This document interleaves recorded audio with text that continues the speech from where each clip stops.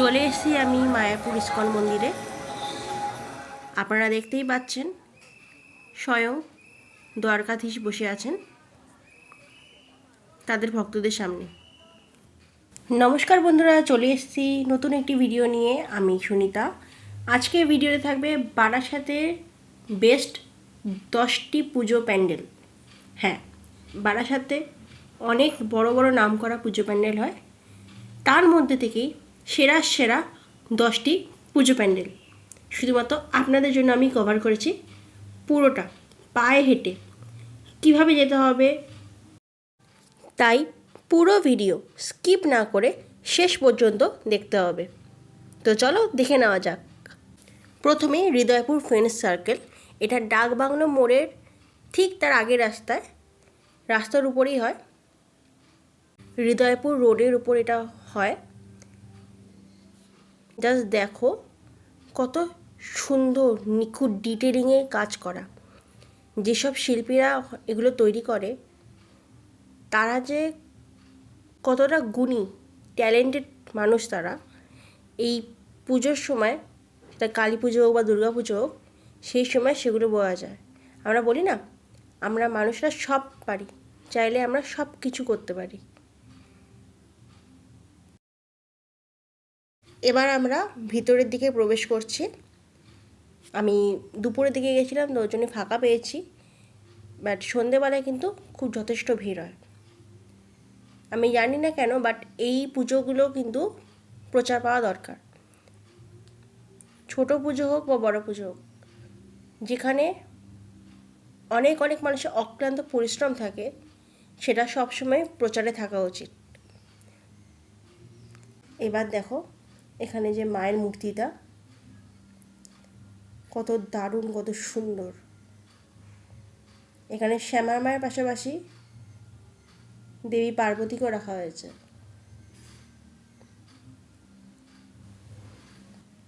অপূর্ব সুন্দর। তো আপনারা যদি বারাসাতে এসে থাকেন, তাহলে ডাকবাংলো মোড়ের কাছে এই যে ঠাকুরটা আছে, হৃদয়পুর ফ্রেন্ডস সার্কেল, এই ঠাকুরটা অবশ্যই দেখবেন। এই ঠাকুরগুলোও প্রচার পাওয়া দরকার। আর যতক্ষণ না আপনি আমি এসে সেগুলো দেখব, ততদিন লোক মুখে এগুলো প্রচার পাবে না। অনেক কথাই বললাম, এবার এক ঝলকে পুরো প্যান্ডেলটা দেখে নিন।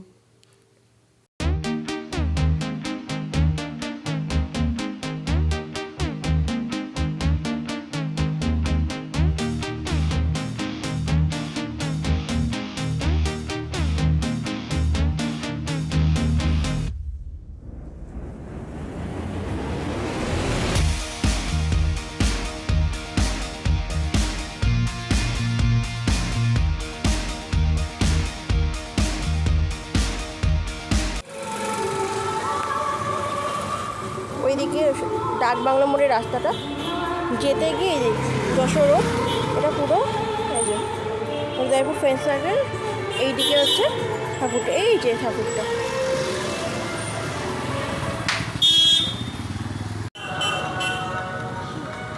দাঁড়িয়ে আছে এখন ডাকবাংলো মোড়ে, সোজা যাচ্ছে সন্ধানী ক্লাব।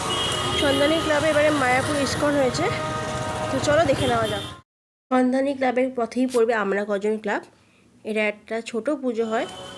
এই যে তার ঠাকুর, এই তো এই সন্ধানী ক্লাবটা যেখানে মেলাটা হয় ঠিক তার উল্টো দিকের রাস্তায় ছোট একটা গলি আছে, সেই গলির ভিতরেই এই পুজোটা হয়। তো সন্ধানী ক্লাবে যখন ঠাকুর দেখতে যাবে তখন তোমরা এটাও দেখে নিও। সন্ধানী ক্লাবের দিকে যাব, নিয়ারেস্ট ল্যান্ডমার্ক খোসলা ইলেকট্রনিক্স, যেখানে যে আমরা কজন ক্লাবে পুজোটা, খোসলা ইলেকট্রনিক্স এর ঠিক উল্টো দিকে। এখানে সব পুলিশরা দাঁড়িয়ে আছে, সবাই ওখানে যাচ্ছে। এই মাঠে আমাদের মেলা বসে, তো দুপুরবেলায় গিয়েছিলাম, এগুলো সন্ধ্যাবেলা থেকে কিন্তু বেশ জমজমাটটা। এখানে মেলাও বসেছে। এসে গেছি সন্ধানী ক্লাবে পুজোটাতে।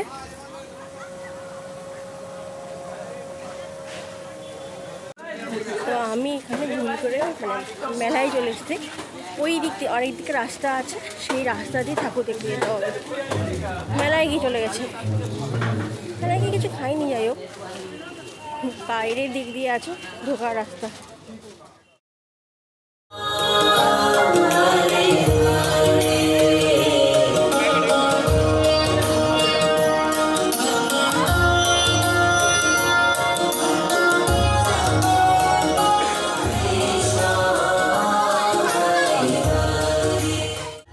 তো এখন মায়াপুরে ইস্কনে যাওয়ার জন্য যেতে হবে না মায়াপুর, চলে এসেছি বারাসাতের সন্ধানী ক্লাবে।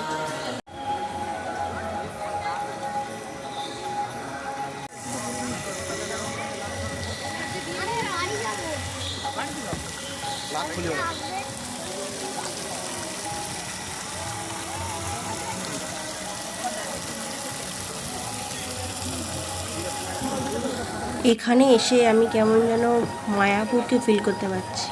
ঠিক মায়াপুরের মন্দিরের সামনে গেলে যে ফিলিংসটা হয় সেরকম অনুভূতি হচ্ছে এখন। মন্দিরের ডেকোরেশন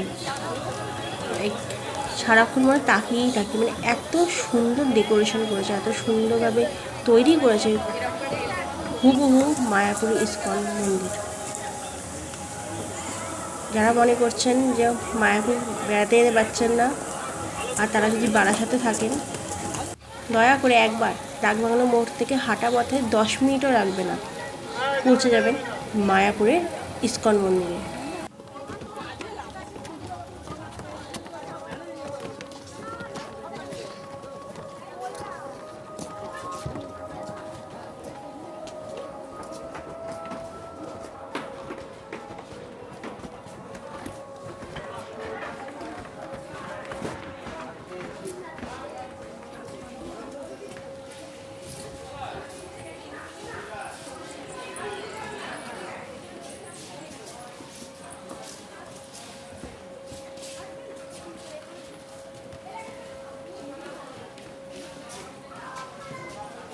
ঠিক প্রতিবারের মতো এবারও সন্ধানী ক্লাব একটি দুর্দান্ত থিম বানিয়েছে, যেটা হচ্ছে মায়াপুর ইস্কন মন্দির।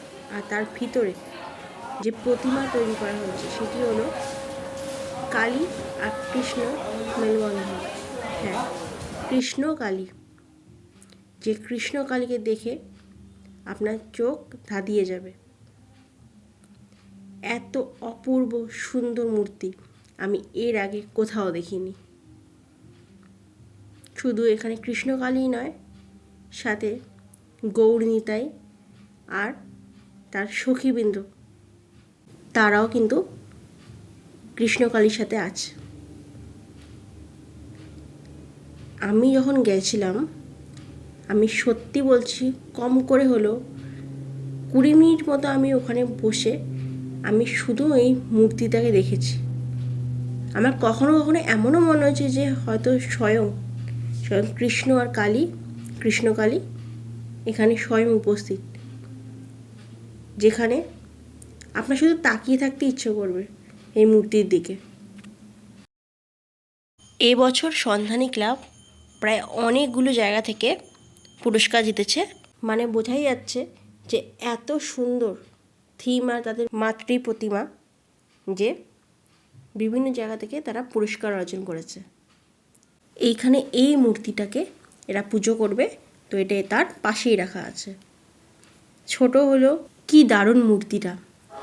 তো সন্ধানী থেকে বেরিয়ে দেখতে হচ্ছে সন্ধানী 11 নম্বর রেলগেট, 11 নম্বর রেলগেট পার হয়ে এই যে বারাসাত কলেজ, এখানে যেখানে শ্রীকৃষ্ণের দারোগা হয়েছে, আমরা সেদিকে যাচ্ছি।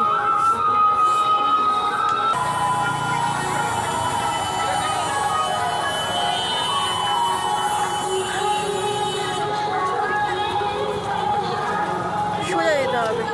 এখন চলে এসেছি হরিহরপুর ইউনাইটেড ক্লাবে। দ্বারকার পথে যেতে যেতে রাস্তায় আপনার ডান দিকে এই প্যান্ডেলটি পড়বে।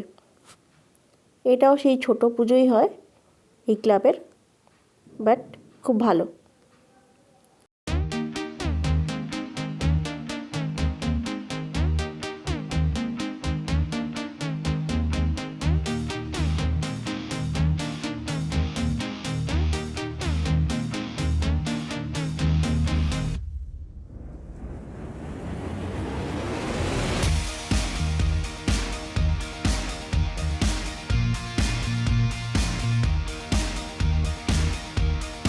এবার চলে এসেছি 11 নম্বর রেলগেট, প্রতাপাদিত্য রোড, আমরা কজন ক্লাবে।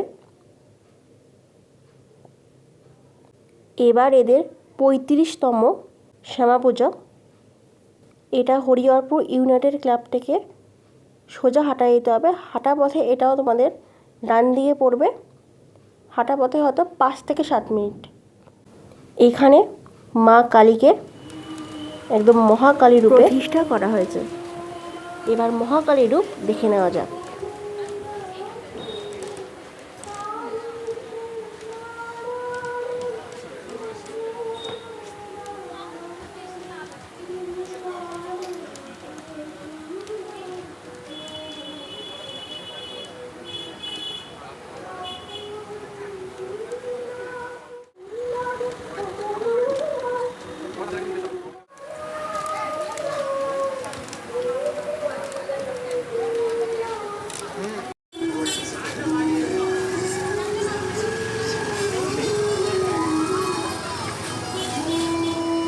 এসে গেছি যেখানে দ্বারকা হয়েছে, শ্রীকৃষ্ণের দ্বারকা।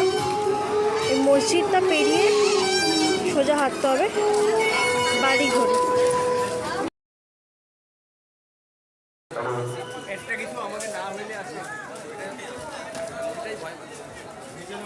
এসে গেছি শ্রীকৃষ্ণের দ্বারকাতে।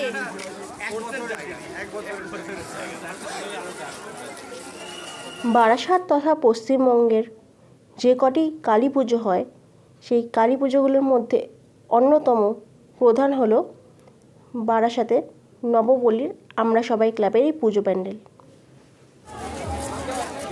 পিছনে দেখতে পাচ্ছ শ্রীকৃষ্ণের দ্বারকা নগরীতে চলে এসেছে।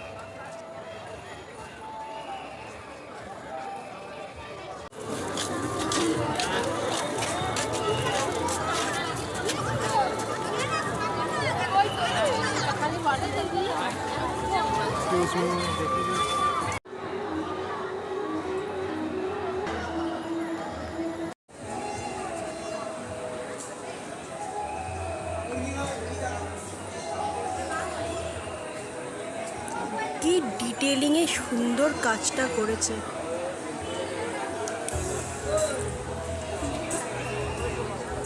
হেয়ার সফট যারা তৈরি করেছে।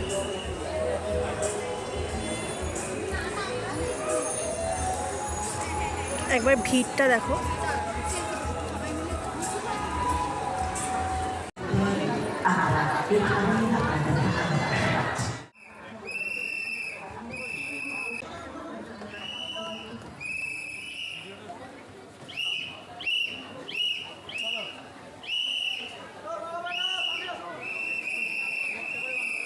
তো জেলা তথা রাজ্যের সেরা সেরা পুজো হচ্ছে নবপল্লী আমরা সবাই ক্লাবের পুজো। এই প্রতিমা দেখে সত্যিই মনে হয় যেন স্বয়ং দ্বারকাধীশ তাদের ভক্তদের মাঝে বসে আছে। আর কিছু হোক বা না হোক, আমি কিন্তু আমার সখা কৃষ্ণের সাথে একটা ভালো ছবি তুলে নিয়েছি ফাঁকায় ফাঁকায়। এবার আপনারা বলবেন যে ফাঁকায় ফাঁকায় মানে? হ্যাঁ, এখানে অনেক লোক আছে, অনেক ভক্তগণ আছে, কিন্তু তাদের মাঝেও শ্রীকৃষ্ণ ঠিক আমাকে সুযোগ করে দিয়েছে তার সাথে ছবি তোলার জন্য।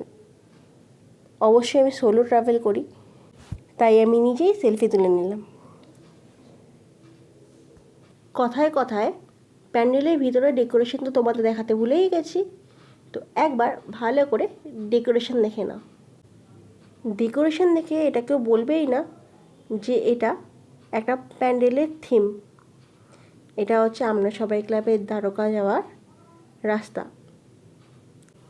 এরপর আমি চলে গেছিলাম নবপল্লী অ্যাসোসিয়েশন আর নবপল্লী ব্যায়াম সমিতির ঠাকুর দেখার জন্য। ওই সোজা রাস্তা থেকে বেরিয়ে মাঝখানে পড়বে শ্রী গুরু আবাসন। আমরা ওই রাস্তা ধরে এসেছিলাম, ওই রাস্তা ধরে আমাদের সোজা হাঁটতে হবে। এরপরে আমরা ঠাকুর তো অবশ্যই দেখব, কিন্তু সেটা পরের ভিডিওতে, মানে এই সিরিজের পার্ট 2 আসবে। ভিডিও ভালো লেগে থাকলে like, comment, share and subscribe করেছো। আর এই জায়গায় ঠাকুর দেখতে গেলে অবশ্যই জানাবে কেমন লেগেছে।